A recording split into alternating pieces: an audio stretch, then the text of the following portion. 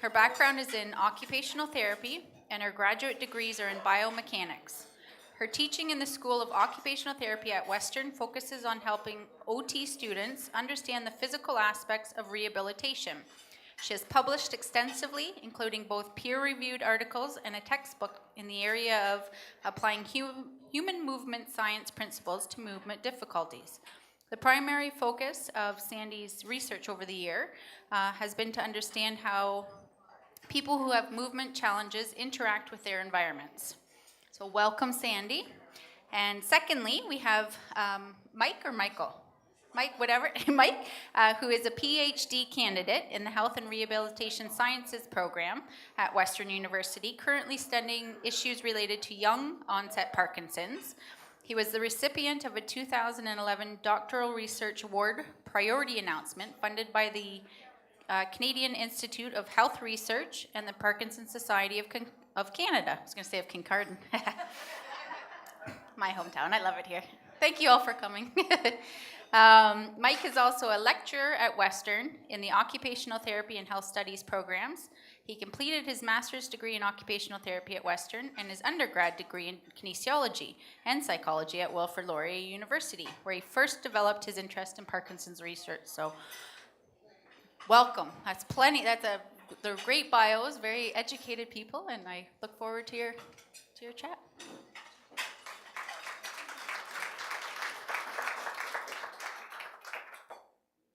Thank you very much for that introduction. Sandi and I are both very excited to be here to talk to you all about falls and risk for falls, as well as strategies to try to reduce your risk for experiencing a fall. Now we do have just a few things that we wanted to mention before I get started. The first and most important being that not everyone is going to experience the difficulties that we talk about in this talk. As most of you are likely aware, Parkinson's is a very individual condition. The symptoms that one person experiences aren't necessarily going to be the same as the other person. As well, the side effects from medication are not necessarily going to be the same from person to person. So it's just important to keep that in mind as we move through it. And following that, all of the strategies that we discuss aren't necessarily going to be beneficial for everyone. But we talk about them as something for you guys to think about in the context of your own lives, and something to try if you are experiencing falls, if you are at a high risk for experiencing falls. We do invite you to participate throughout the talk. There's going to be a number of opportunities where we're going to ask you guys questions and help to generate a discussion.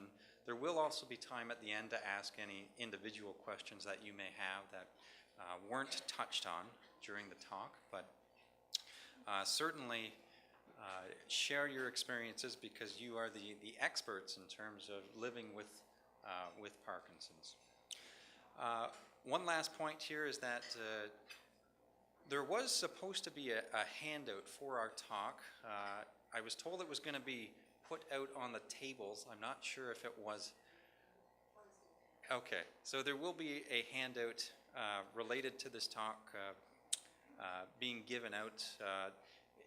If it doesn't get, I guess, disseminated at during our talk, then it's probably going to be available at the information booth at the back of the room. So just keep that in mind if you are interested in a handout for this talk. So I guess we'll move in and first of all establish why it's important to talk about falls and Parkinson's in the first place. Well, there's a very high rate of falls in Parkinson's disease. Approximately 60 to 70% of individuals with Parkinson's will experience at least one fall, but 50% of individuals with Parkinson's will experience multiple falls. And so just to kind of gain a perspective from those in the room, as long as you don't mind sharing, by a show of hands, how many people have experienced at least one fall since being diagnosed with Parkinson's? Quite a few. And how many people have experienced multiple falls? So it speaks to the relevance of this talk and the importance of identifying specific risk factors for experiencing a fall. And a lot of the factors that we talk about may seem like common sense. Some may be novel that you haven't heard before, but it's good to review all of these things, and because your risk for falling is going to change over your experience living with Parkinson's.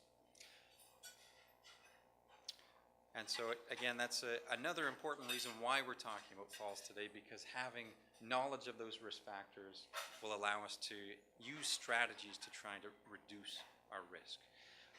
The other reason why it's important to talk about falls and risk factors for falling is because falls can obviously have very serious consequences. Does anyone from the audience want to share? You can't hear me?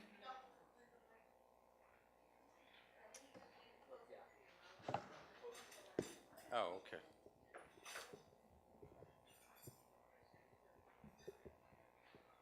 Is that better? Okay. So what are some consequences of falling? I'm posing this to you guys. What can happen after you experience a fall? Yeah. Bruises. Yeah. Yes, you could spear yourself with a bedpost too. Aches and pains. Yep. Yeah, exactly. So there's very serious consequences that can result from a fall. So these are some of the things that are talked about in the literature as being consequences of a fall related to Parkinson's disease. So there's primary consequences, which you guys had touched on. So a person can experience an injury, and this injury could be mild. It could just be a bruise or a cut, but it could also be much more serious. A person could experience a concussion or even a fracture. The other thing that can result from a fall is referred to as a fear of falling. And essentially that is anxiety over experiencing another fall. And that, in fact, is actually a risk factor for experiencing future falls. And we're going to talk about that a little bit when we talk about the risk factors, but I'm just trying to illustrate right now the consequences of falling and why it's important to identify these risk factors and develop strategies to reduce risk for falls. So essentially what these primary consequences of falling lead to is immobilization. Right? If you're laid up in bed because you've had a concussion or a fracture, you aren't able to move around. If you have a fear of falling, perhaps you're not as willing to go out anymore, right? Because you don't want to experience a fall. So as a result, weakness, reduced fitness, and difficulty sleeping could result. Whether that difficulty sleeping is due from pain or anxiety about experiencing a future fall. So all of these factors, as we'll talk about shortly, can feed back into a person's risk for falling. So you can see how it's very cyclical in nature, where after you experience one fall, you're at a much greater risk of experiencing future falls. But there's also more serious, or what we've referred to as here as secondary consequences of falling. So in terms of social isolation, if you've experienced a fall and you are immobilized because of an injury, you may not be able to work or volunteer anymore. You may not go out and visit friends. So there's a bit of a social isolation component to what can happen. In addition to that, depression can result. The literature, interestingly, also talks about having an increased rate of disease progression after experiencing a fall. And you can see how all of these factors could contribute to a reduced quality of life. Depending on your social situation, a serious fall could also lead to a nursing home admission. as well as higher mortality rates for those who do experience falls. So I talk about this only to set the scene in terms of the importance of trying to reduce your risk for falling, because beyond just the injury that can result from a fall, there's very serious consequences.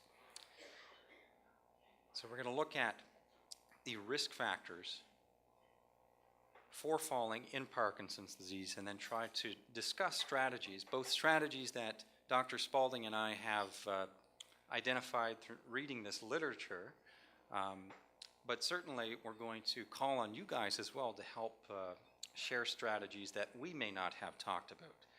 And so one of the things that became apparent as Dr. Spalding and I looked at the literature was that you could separate these risk factors into personal risk factors, so risk factors within a person, and environmental risk factors for increasing your risk for falls. And so I'm going to take the first part of the talk and discuss with you the personal risk factors for falling in Parkinson's disease, and as well as general strategies that you can use to reduce your risk. And Dr. Spalding is going to finish off the talk by discussing the environmental risk factors.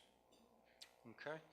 So with personal risk factors, we can break this down even further into risk factors that are directly related to Parkinson's disease and factors that aren't necessarily directly related, but certainly in combination with having Parkinson's disease can increase your risk for experiencing a fall.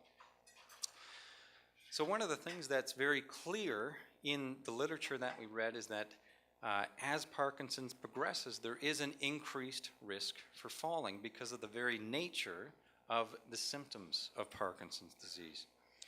So things like muscle rigidity, freezing and festination of gait, shuffling gait, postural instability, stooped posture, and proprioception. And again, I mention all of these, but this doesn't necessarily mean that everyone is going to experience these symptoms, because Parkinson's is very individual. But as the disease progresses, these symptoms will get worse and increase a person's risk for falling. And Dr. Almeida this morning kind of alluded to proprioception, but he didn't end up giving us a definition of proprioception.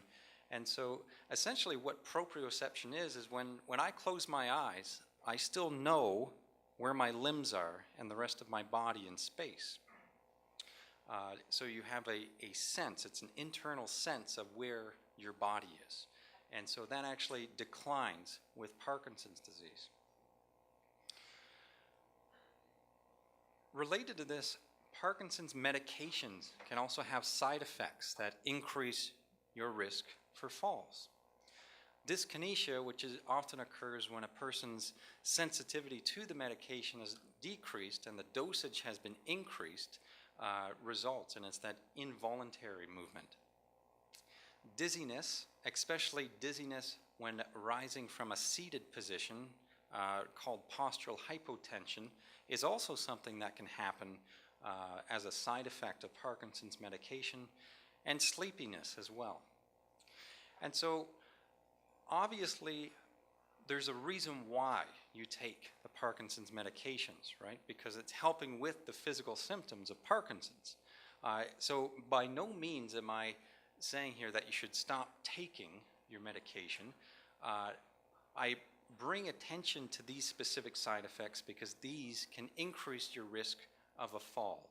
And if you're experiencing these side effects, then it's important to talk with your physician and talk with your pharmacist about potential ways to try to reduce these side effects. And so just out of curiosity, when do you guys think that most falls occur?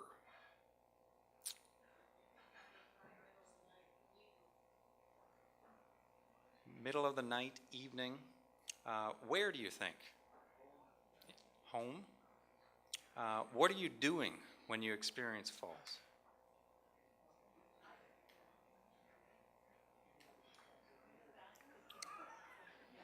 Tracy, you fall when you go to the bathroom? I'm not sharing that experience. What the literature says is kind of counterintuitive, where you're actually at an increased risk for falling in the first 2 hours after you take your medication. So when you're actually on your medication. The potential explanation for this is because you're more likely during this time to do things that are probably more risky, that are going to challenge your balance more. You were all correct in saying that most falls do occur in the home as opposed to in the community. And the other thing that I was trying to draw out of you was that most falls also occur when you're moving or when your posture is changing. So when you're moving from either a seated to a standing position or standing to seated, and this could be anywhere. It could be getting out of bed, it could be on and off the toilet, it could be in the bathroom, it could be in the living room, it could be anywhere. But when your posture is changing, that's actually when you're at the most risk for experiencing a fall. So just carrying on with the theme of medications, because sometimes we have to take medications above and beyond just the Parkinson's medications. And so when you're taking more than 6 medications a day, you're at an increased risk for falling. This doesn't necessarily mean 6 doses of the same medication, but 6 different medications. And more specifically, if you're taking medications that are going to influence your blood pressure or influence sleepiness or cause drowsiness, you're at an even higher risk for experiencing a fall. And again, we certainly don't encourage you to stop taking your medication because there's reasons why you're taking the medication. But if you're unhappy with the side effects that you're experiencing, or you are taking more than 6 medications, it's important to talk to your physician and your pharmacist to try to reduce the number of medications you're taking and find ways to minimize those side effects.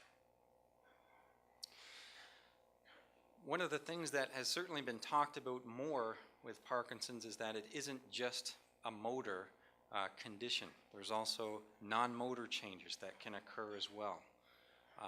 And again, I mention these as specific non-motor changes that can increase your risk for falling, knowing full well that not everyone is going to experience these. So specific changes in cognition that can occur are decline in memory, changes in your ability to attend to things, as well as difficulty with spatial processing.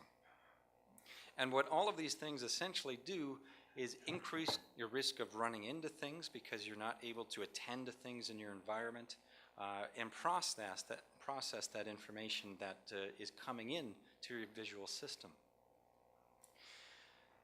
Dr. Almeida kind of alluded to some of the visual changes that can occur with Parkinson's disease, and certainly at other conferences, I know that there's a neuro-ophthalmologist who has talked about some visual changes that can occur and are directly associated with Parkinson's disease. And so anytime you're actually changing your vision, you're increasing your risk of experiencing a fall. Fatigue as well is a non-motor symptom of Parkinson's, again, that can increase your risk of falling. Generally, when you're tired and fatigued, you tend to be less coordinated, and again, your attention may not be completely on what's happening in your environment, and so you're at an increased risk for experiencing a fall. Again, I mentioned how the diagram that I showed at the beginning illustrated how falls and risk factor for falls can be very cyclical in nature, where after experiencing one fall, you're at an increased risk of experiencing additional falls. And more specifically, the literature says that if you've experienced 2 or more falls in the last year, you're at an increased risk. And again, another contributing factor to this is that fear of falling that can contribute or that can occur after you've experienced a fall. So those are some of the risk factors that are directly related to Parkinson's, but now there's personal risk factors that aren't necessarily directly related to Parkinson's, but are going to increase your risk in combination with having Parkinson's. And I do hate to be a party pooper, but Alcohol intake is one of those risk factors. And certainly if you're having more than one drink a day, you're at an increased risk of experiencing a fall. And what is it about alcohol that increases your risk of experiencing a fall? You're more relaxed. It is a central nervous system depressant, yes? Exactly. It's going to interact with the medications that you're taking that are already influencing your blood pressure. And so, again, we want to limit the amount of alcohol that we're taking. Even for those who don't have Parkinson's, you know very well what happens when you drink too much. You get very incoordinated. And so when you combine that incoordination with having symptoms of Parkinson's disease, you can see why you'd be at an increased risk. Sedentary behavior, again, we talked about it a little bit in terms of immobilization that can occur after a fall, but perhaps that sedentary behavior wasn't caused by a fall. So muscle weakness, joint stiffness, and loss of endurance are all things that can occur if you're sedentary. And all of these things, again, can increase your risk of experiencing a fall. Now, this is one that you may not necessarily associate with having an increased risk of a fall, but again, when you combine it with some of the other risk factors, you can see why. So acute illnesses, and what I mean by this is the cold, having a cold or the flu, can increase your risk of falling when you have Parkinson's disease. Everyone in the room has more than likely experienced a cold or the flu, and you know the symptoms that are associated with each of those. So you're tired.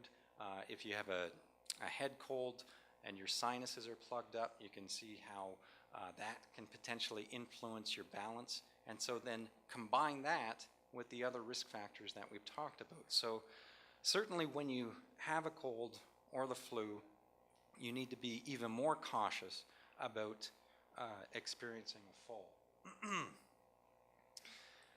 Now, I mentioned fracture as something that could occur as a result of a fall because we talked about some of the injuries that can occur, but at the same time, fractures don't necessarily always are caused by falls, but when you experience a fracture, you're changing the way that you're doing things. They tend to be less coordinated, and you're also experiencing pain, which again, in combination with the other factors, is going to increase your risk of a fall. And other chronic illnesses that you may have. So in addition to experiencing Parkinson's, you may have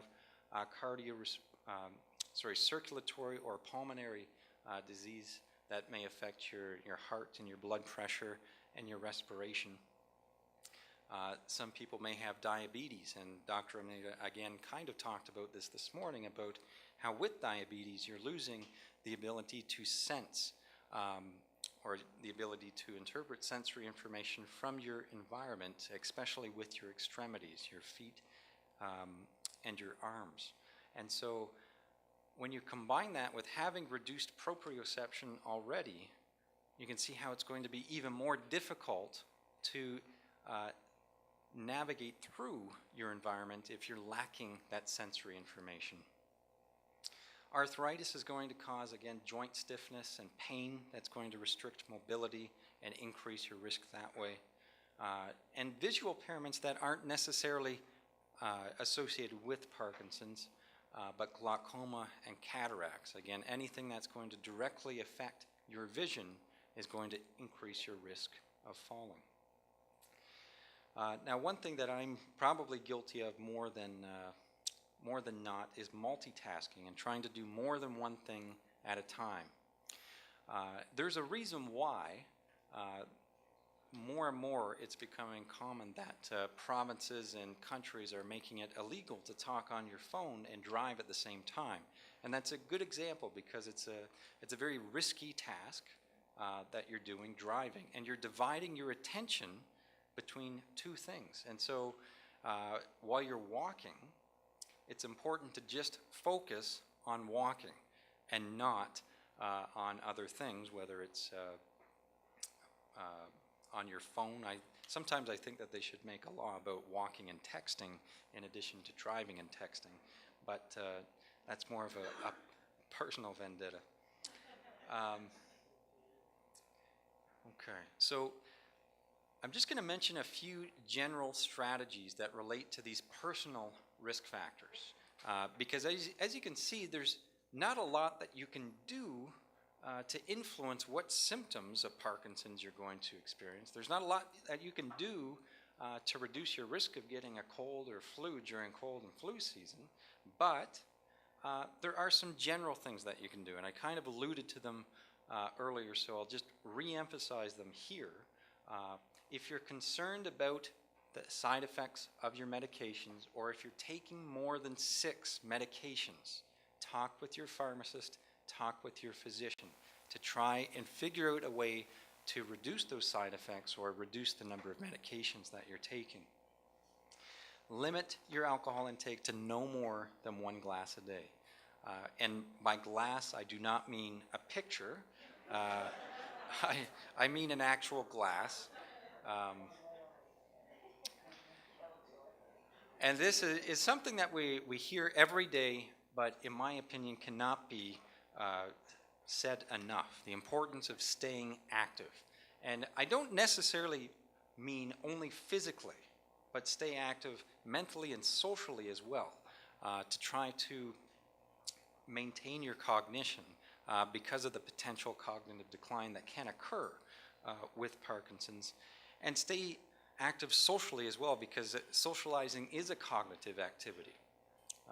So you don't just have to stay at home and do crossword puzzles and Sudoku and other games that are going to assess, or not assess, but test and trying to improve your cognition, but just being social as well as a cognitive activity. One thing that I will say about exercise, first of all, you have to want to do it. It has to be an exercise that you're going to enjoy. Certainly with Parkinson's, you want to do exercises that are going to be focused on improving your balance. And I know Dr. Almeida has taken a different approach where his exercise programs are very sensory based. So there's a lot of opportunities for you to be active, but the main thing is being active. And of course, perform one task at a time. So those are the personal risk factors and some strategies that I have based on those risk factors. And again, at the end of the talk, there'll be an opportunity for more discussion, because I know that you guys likely have great strategies as well. But for right now, I'm going to turn things over to Dr. Spalding, who's going to take us through the environmental risk factors, so things that we do have more control over, as well as strategies to reduce our risk for falling.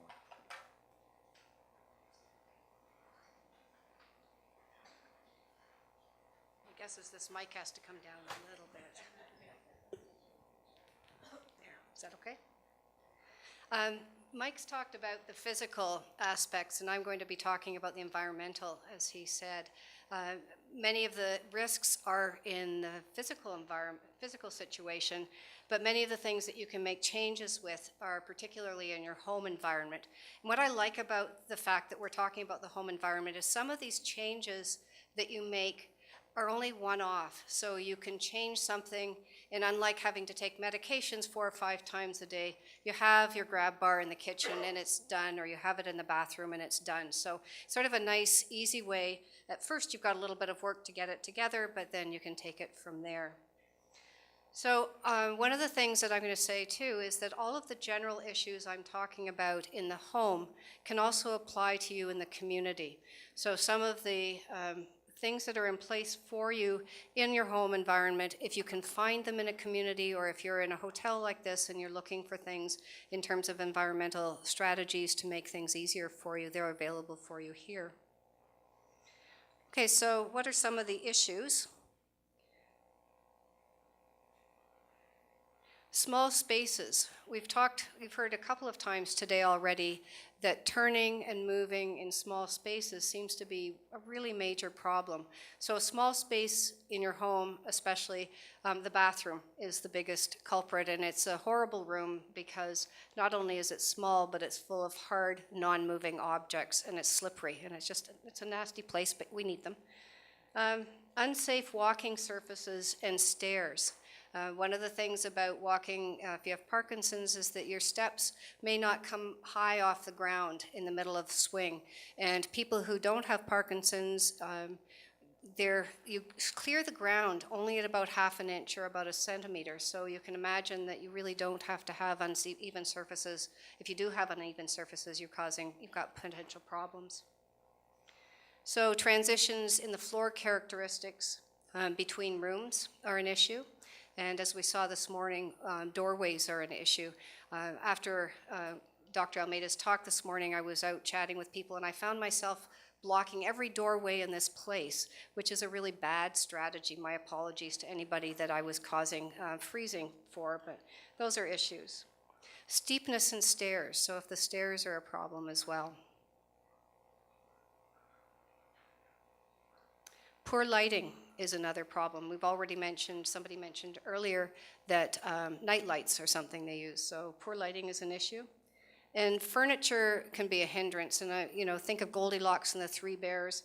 It can't be too big, too small, it has to be just right. So we'll talk a little bit about making a furniture that's just right for you.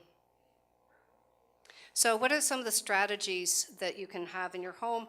I guess I'll pause briefly. There was a handout that Kelly very kindly handed out to your tables. And it's on one side, it's risk factors for falling, and we made a bit of a checklist. This is something that Mike and I put together. And then on the back side, it's strategies. So all of these strategies or adaptations are available for you.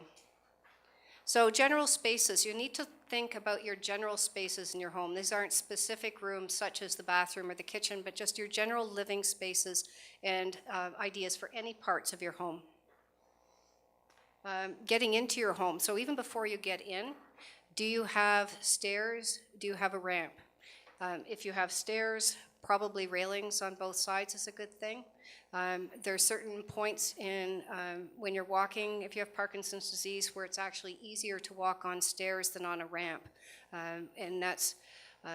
So if you've got an option, know which is more comfortable for you. So if you've got a choice between using stairs in a situation or a ramp, know ahead of time that one of those is a much more comfortable situation for you to be walking on. The second picture, somebody else got. It makes me sad because in the wintertime, none of us would possibly have an outdoor lift like that in a space. But if you have access to a lift like this and you're someplace warm, that's good. Kincardine may not be it, though. Sorry. So what you can do, don't just look at your railings. Go home after the talk today or tomorrow. Take a look at the railings you have. Are they installed? Are they repaired? Are they steady? Do you have two if you need two? So are there two options for you? Consider having two. One may be good, but having two is another option. And also, when you're walking up a set of stairs, just remind yourself to just have whatever materials you've got, or if you've got a purse or a bag or whatever, that it's only in one hand and you leave yourself room for the second to use equipment. See an OT, an occupational therapist, for further strategies. Also, we have Parker Home Healthcare. Sandra's here today, and I chatted with her at lunchtime, and she's got a lot of the equipment here with her that we're talking about today. So a home healthcare person is really somebody to help you as well. Okay, obstacles to walking. That's another situation. Sorry, you have to reduce. Who was it this morning? Reduce and remove the clutter. It's true. This is not a picture of my home. It might have been, but I didn't bring one of my own. Be careful about animals, where they are. I love dogs, but they really are movable throw rugs, okay? They find their own place, and it's not necessarily where you want them, and it may be at your feet. So just be aware of where they are and when they're moving. Personally, I spent a year on crutches having tripped over a dog, so I've got some empathy for people. I love dogs. I kept having dogs in my house, but be careful with them. Ground characteristics are something to think about. Consider the flooring types. In this room, we have both carpet and a laminate floor, quite different. Be careful of stair characteristics. Are they carpeted? Sometimes that's a good thing, but you want to make sure that you're not going to get stuck on them. Make sure they're not slippery. So consider rugs. So stairs in this case, in this picture, there isn't a railing on both sides. And there's a scatter rug. This isn't a dog type scatter rug. This is a real one. So be aware of those. It's found that people with Parkinson's generally, if they're falling, they'll be tending to fall more in situations where there are transitions as opposed to straight walking, although that can happen as well. But if you're walking and you do run into a rug, there could be a problem. About furniture. This is another area that's really important. You need to make sure that you have at least one piece of furniture in your living space that's safe for you, that's comfortable for you, that's sturdy enough so that if you're pushing with the arms in the chair, it's going to hold your weight. It has to be high enough. Sitting to standing is really a big problem, and getting back down to sitting. So make sure that it's high enough. The higher it is, the better, depending on your own height. But getting down into something very low can be a problem. Is there space around it? So you don't have to make a tight turn. Again, it's not just transitions, but it's turning that can be an issue. So if possible, make sure that there's a space that's comfortable for you, that you can get out of easily and you can turn. So in one of these pictures, there's a lift underneath the chair, and there'll be underneath all four sides. In another one, I haven't seen this being used, but it's having a handheld swivel piece of furniture beside your chairs that you can get up from. Lighting. Keep it bright. Make sure you have adequate lighting. If you have an option to change some of your lighting characteristics, please do. Just up the wattage in your bulbs. Use night lights. And keep things contrasting. That means that if you have a situation, for instance, I use the floor in here again as an example. They have a dark carpet and light flooring, and that's a good thing because it's contrasting the light and the dark. If you are going out and choosing a new carpet, or you're choosing flooring, or you're choosing furniture, see if you can contrast it. If you find you have difficulty with stairs because your stairs are all gray, put a piece of tape on the front of each stair so that you can visually cue yourself, similar to what was talked about this morning with the cueing on the carpet. It helps. It makes a big difference. There's a fair bit of research out there that shows that cueing and putting markers on stairs, you actually lift your foot up much higher just unconsciously. So it's one of these one-off things that you can do and you don't have to think about all the time. Not that you shouldn't be thinking, but it's not something that you can, it helps. Your bathroom, small space, lots of turning. Suggest using grab bars.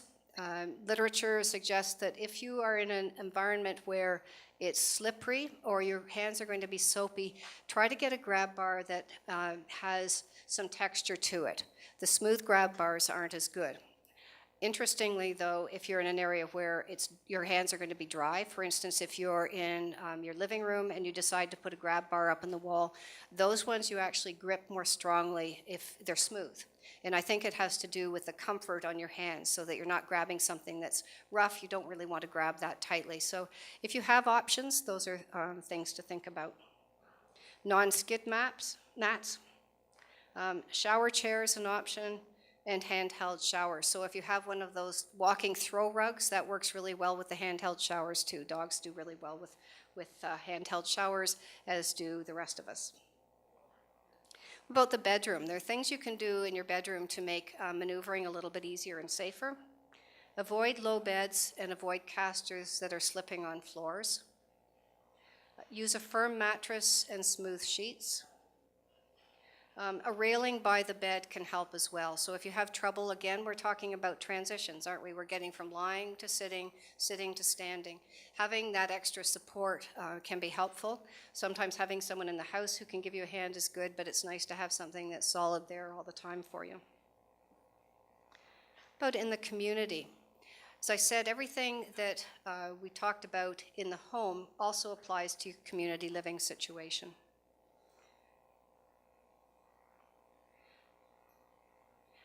The other, in addition to that, are uneven surfaces, so sidewalks and curbs. Now, you can't control that. I mean, you can contact your city. I've done that a couple of times in London where I've called them and said, these lights aren't long enough in the walking across the street. And so there are places like Cherry Hill Mall. If you've ever been in London, the sidewalk timing there is long enough to get across the street. It's about double what you'd expect on other streets, which is really nice. So I think there's some communities that are looking into this issue and are being helpful. So you can't always choose these characteristics, but if you know your community and take a look at them next time you're going shopping, or if you go to church, or you're going to a mall, or wherever you go. If there are different ways of getting into the area, take a look at the ground next time you're there, and if there's one way that's smoother than another, try to choose that routinely. It'll help you. Inappropriate use of assistive devices can be a problem for you. So if you're using a walker, cane, or a wheelchair, you need to make sure that it fits you properly. You've had it checked out with a physical therapist so that you've got it at the right height. Should you be using a wheeled walker versus a non-wheeled walker? And can you manage the brakes? All of those things. You start using equipment, or one can start using equipment, and forget about some of the issues. Just take a look next time you're using your walker. Does the cane, does it feel like it's at the right height? Is it giving you a chance to stand up straight, or you tend to bend over it? Footwear can be an issue. If it's unstable, that's a bad thing. And if it's unsupportive, I can't imagine, especially this time of year in Kincardine, you're going to be out in these, but just something to think about. Okay, so some of the strategies. Consider your assistive devices again. Use the best ones for your circumstances, and check with a PT, as I said. Footwear, make sure it's optimal. Choose where you're going and when you go. So something as simple as knowing that you want to be in an area where it's probably less crowded is often a good thing. So there isn't a lot of noise and movement. So areas that aren't too busy. Make sure there's accessible washrooms. I send my students out and tell them to go to restaurants around town and make sure that the washroom's accessible. And they'll say, well, I phoned them and they said it was. I said, fine, you just go down there and you make sure you can get there. And they said, well, it's downstairs, but once you get in there, it's wheelchair accessible. So you're laughing. Has that ever happened to anybody here where, oh, it's accessible? Not really. So it's an eye-opener for my students. I also used to send them out with walkers and say, here, go get a cup of coffee and get back in half an hour. And they think I'm crazy, and it takes them that long. So it's a good eye-opener for them. Make sure there are places to sit and rest. So make sure that there are strategically placed places. If you're fatiguing at all, you really want to avoid extensive fatigue. So you want to do that. And make sure that the places are easy to get to. That goes without saying, but sometimes we get ourselves into situations where if we had the opportunity to think ahead of time or talk to someone, we can possibly avoid difficulties. So what Mike and I would like to do now is get to your collective wisdom, and perhaps we've got a bit of time? Yeah, spend about 5 or 10 minutes just at your tables talking about strategies that you yourself might use, or your partner or a friend might use. And then we'd like to get back together, because I expect there are strategies that we may have triggered, or ideas that we've triggered here, that we can get more strategies from you, that very specific things. So if you don't mind, just take a few minutes to chat with people at your table, and we'll get back together to get some more ideas from you. Okay? Thank you. We're going back to the washroom here, and you can buy the right-sized toilets, which are about 4 or 5 inches higher than the normal, which makes it a lot easier to get up down. That's an excellent idea. Thank you. This is more dealing with in the community. I work in a retail store, and with the new passage of the Disability Act, everyone that works for our chain had to take a course on recognizing disabilities and how to help the customer and everything else. And the bottom line was and it was very hard for me because I'm brought up to use courtesy, common sense. And for example, if someone is using a walker and wants something off the top shelf, if I was an employee, I would just walk over, here you go. I can't do that anymore because now, as with the Disability Act, I would have to ask this person, do I have your permission to help you get that off the shelf? And because both I and the retailer, or whoever it may be, can be sued for offending. So basically, if your strategies to reduce a fall in, say, you were talking shopping malls, for example, if you were feeling nauseous or if you were feeling dizzy or you wanted to sit down and you're wondering, well, why doesn't this person right here help me to a chair or help me do something? It's not because maybe they don't want to. It's because they've been trained. They can't do that unless the people ask for the help. And it's very, very hard to ask someone else for help, whether you're disabled or whether you're not disabled or sickness or whatever. It's hard for people to physically ask someone, will you help me for whatever the situation might be? So the strategy might be to basically realize you may have to ask for help rather than expecting or hoping that someone will help you, because we've got so, quote, politically correct on a whole bunch of things that common sense is being thrown out the window. I question that. I think we need to learn how to ask. That's true. We have, But we should not ever give in to not asking and helping. That's right. We as retailers or employees of retail, we have to learn how to ask them. Learn how to ask, but you're don't stop asking. You're exactly right on that. It's a whole cycle, and it works both ways, and when it works the best, it works both ways. Another one over here. We've come up with a few here. One, the first being using a plastic bag on the seat of the car or the car seat, because it's very difficult for a lot of people to get in and swivel. I know they're selling very expensive swivel seats out there, but a plastic bag is cheaper and it does work on some occasions. One lady mentioned pushing the community a little bit to provide benches or seating in the Main Street areas so that you have an opportunity to sit and rest when you need to. We also talked about the leg risers for sofas and hard chairs for dining room or whatever. Telescoping hiking poles. One lady mentioned that, I think you said it was your father who uses those for walking, gives a little bit of stability. And they're quite the in thing right now, so he looked like he's kind of grooving along there, right? We at home took an old bath grab bar and mounted it on our outdoor doorway. So people coming up the one little step from the outdoors have a grab bar right there. Looks funny, but you know what? It does the trick, and it's great. And my one other comment is, how do you get the community or the healthcare offices to provide wheelchair accessibility? It's very, very difficult finding optometrist office and even physiotherapy offices that are wheelchair accessible. How do you provide that pressure to get that done? I'm open to suggestions.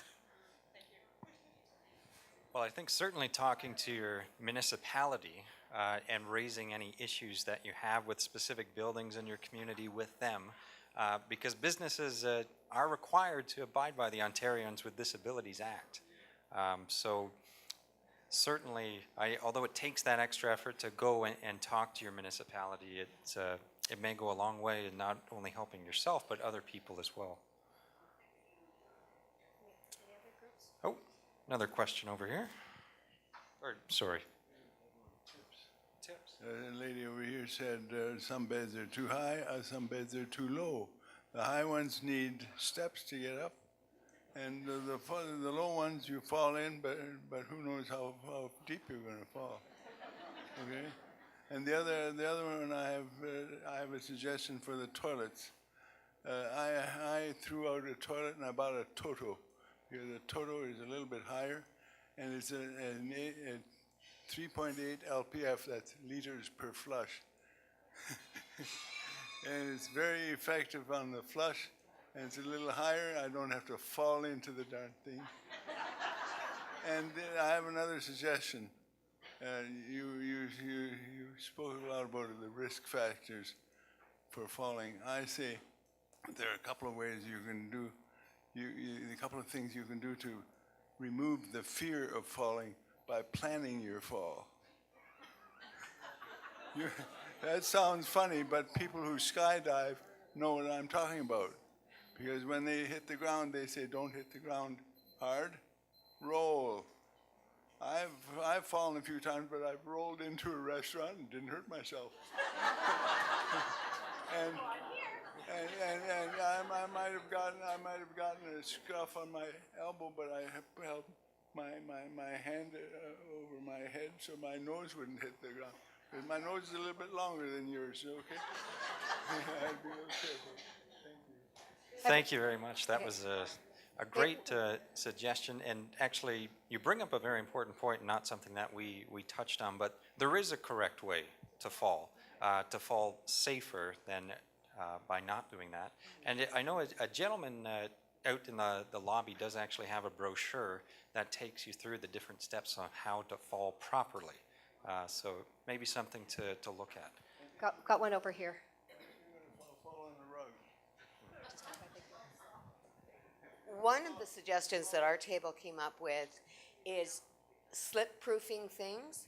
They have some wonderful new designs in placemats that are pleasant to look at as opposed to the yard of stuff you used to use, the little bubble stuff. And that stops your plate from sliding around on you. Another thing that we personally did, we built a new home 2 years ago and made some very deliberate choices. All of our flooring, we're in a bungalow, all of our flooring is the same flooring from the front door to the back of the house. Our builder was extremely good about installing grab bars in the right places at the right height. Helped us search out a shower that was appropriate for now and for ongoing needs. One of the things people don't think about, I love these shower stalls with the glass doors, and they're so glamorous and they're so nice. But stop and think about it. When you put a glass door in a shower, or whatever material, clear door, the most access you get to that shower stall is half of the opening. Rather than having a shower door put on the shower stall, the manufacturer installed a rod for us to hang a curtain on. When you're needing to assist somebody, whether it's bench or not, handheld or not, you need as wide an access to that shower as you can have. A curtain gives you full access. A door usually only gives you half. Just little things to think about. Thank you so much. I've seen showers where there wasn't anything. There was just enough in the front, and you could get in either roll or put a chair or whatever. So, yeah, very helpful. We have time for a couple more. I know Dave has one question, and then maybe one or two more. Like my wife's been having a lot of falls lately, but the stores should be educated about this stuff too, because they don't know what they're talking. Like wife says, you got Parkinson's, what can we do for you? You know, when she falls, they have to know what to do in the situation at that time, like the managers of the stores.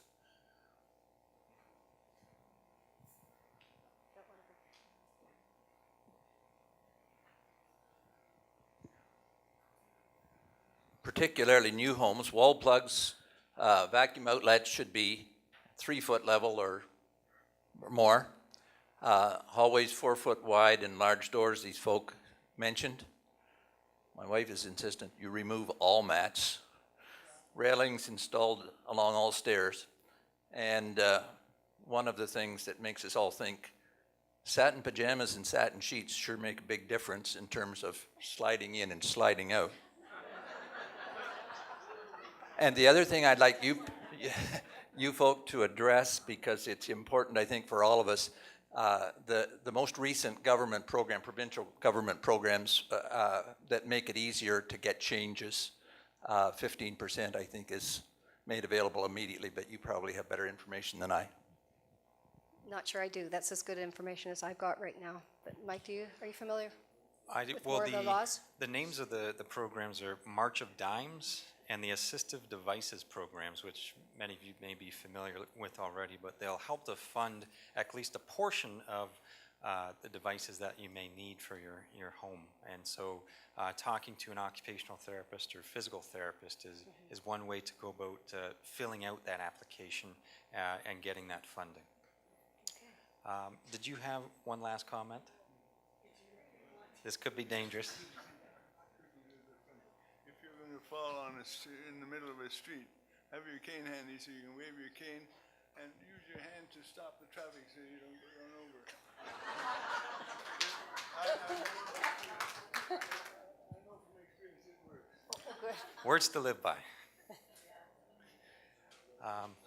Well, thank you very much. I wish that, well, I guess it is being recorded, but we generated quite the list here. And as Sandy and I anticipated, you guys are the experts. We can tell you what it says in the literature, but you guys live with Parkinson's disease and certainly are the experts in terms of developing strategies to live more comfortably with Parkinson's. So thank you all very much. No, thank you.